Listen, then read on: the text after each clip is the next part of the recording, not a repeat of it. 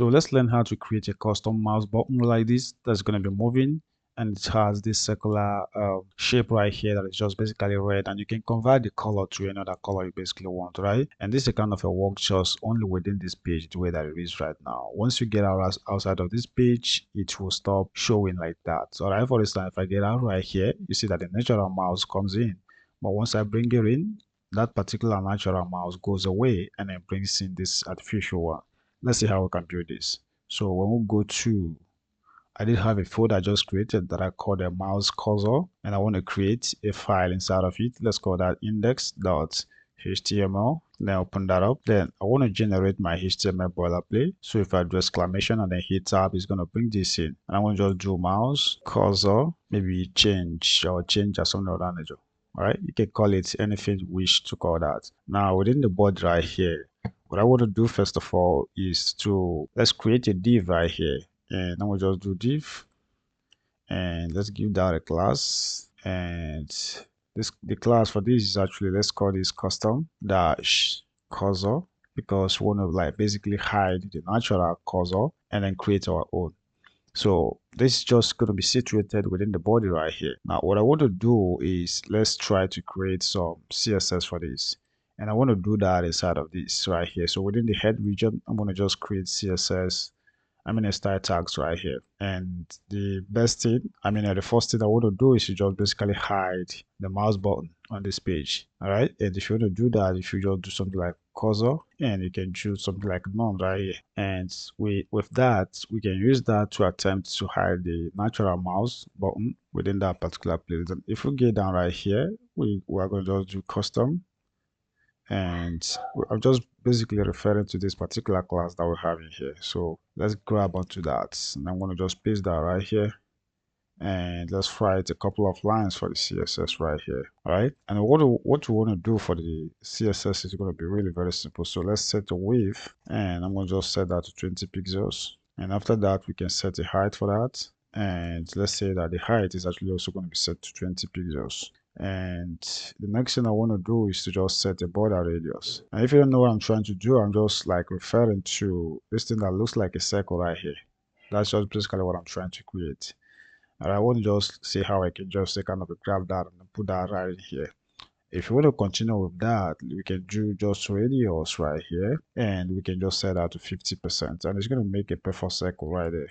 All right, so we can also give it a color that, a background right here. So let's do that. It's going to be background, and we kind of set that to be equal to, let's say it's going to be red, but you can set this to any color you like, guys. So that is it right there. So let's set a position for that. So it's going to be position, and I want to just set that to fixed. And if we do that, the next one is actually going to be the pointer. So I'm going to just do pointer dash event, and I want to set that to basically none. And let's do a transform right here. It's going to be transform, and I want to basically set that to translate. This is going to be translate, and I would like to use these values right here. So I'm going to draw the first value is going to be 50%, and it's going to be by 50% like that. So also do dash 50% right here. All right, and remember that I'm just a kind of a set that to minus right there. So, and we'll have that right there. So if we save the changes right here, let's make sure to type this correctly. It should be percentage, not dollar sign. So we do have this right here. Now the next thing we want to do is we're going to have to like hook up with that of our JavaScript to be able to kind of move the shape any way we want it to like basically move, because the way that it is right now, it's going to basically create that shape, but it's going to stay static on the page like this. If you take a look here, I'm going to see that here is a shape right here. We can decide maybe we want to change the color right here. Instead of calling this red, we can maybe call it black, so that I just basically want to make sure that you kind of understand what is going on. If we refresh here, this place turns dark. So I'm going to return it to a red. And the next thing I want to do is, how is it that we can actually use our JavaScript to work on this? Let's do that down here. So we're going to just enter our JavaScript right here. It's going to be script. And if this was a production application, of course, I would do it in an external file. And let's do it right here, since it's just a very little application that we want to build. Now the first thing I want to do right here, you see this div that we created right here called a custom cursor right here.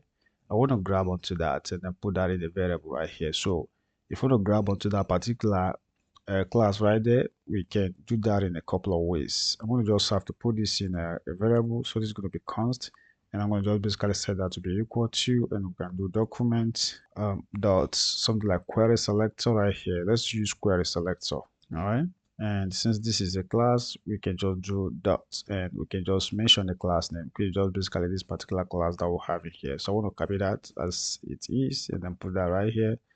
And I'm going to just go ahead and then terminate this line right here. Now, the next thing I want to do right here is to go ahead and then see how is it that I can add an event listener to this particular variable that I just created. I think we'll have a red right here. Okay, we need to name the stuff right here. So let's call that cursor. All right. So that is just why that red is kind of showing up right there. So we'll have that right there. So the next thing we want to do is to add an event listener to the document right here. And to do that, we can just do document dot, and we can just do add event listener. And the event listener we want to add to this, the type of event we want to use is actually going to be called a mouse move. So that every time we move our mouse, it's going to trigger this particular function off. All right. So to do that, you can just do mouse move. And sorry about that. So this is just basically a mouse move right there. And I'm going to just introduce a comma right here. Let's introduce a comma right here. And the next thing I want to do is to create a function right here, an arrow function, which I'm going to just basically set to the following right here. All right. Let me just basically terminate this line in here. And what I want to do within this particular function that we just created right here is first of all, we can be able to move the mouse button, and as we move the mouse button, we want to be able to move this cursor right here. All right. So remember, I'll turn this shape into a mouse. As we move our mouse button, it's just basically going to be moving with it. Now, what I want to do right here, let me add an event listener right here. I mean, a parameter E right here, and I want to basically use that down here. So what I want to do right here is I'm going to just first of all pick this variable that we have in here called a cursor right here, and I want to just do dots. And this is going to be, we're trying to just manipulate the DOM right here. So we're going to just do style, and we're going to just do dot left, and we can just basically set that to be equal to, and we're going to just pick this parameter right here, this E parameter within that particular function. And to do that, we're going to just do E dot client, and I'm going to just set that to client X right here, which simply means as I move my mouse button, so as I try to move my mouse button within this page right here, I want to be able to make sure that it can move to both the left and then the right right here. That's just basically talking about the horizontal axis right here. And that's what I'm just doing client X right here, right? And I hope you are kind of getting that. So what we basically want to do in this case is to basically just, I'm going to do concatenate onto this right here. This is going to be px like that. Let's terminate this line. And if I save the changes right here and then we'll refresh here, you're going to notice something. So you see that if I move my mouse button on the screen, both left and right, it's going to be moving with that. But if I move maybe from the top down, it doesn't move with the mouse right there. But it's going to move with my mouse going left and right, left and right, left and right.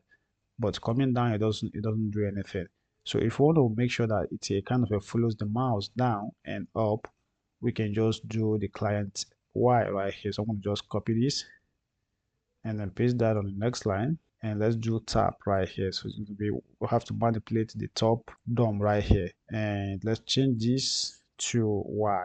That's just it. The coordinate, this is just the coordinate for the top and bottom. All right, this is the Y coordinate, this is the X coordinate.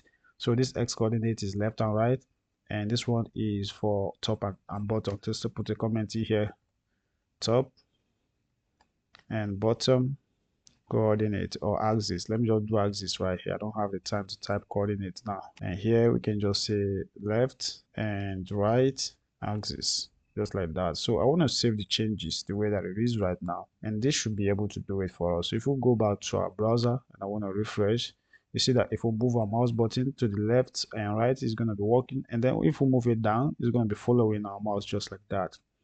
So this is just basically how it works, guys, and I hope that this is simple enough for you guys. Just a little bit a few tiny lines of code right here that you can just write to be able to achieve that.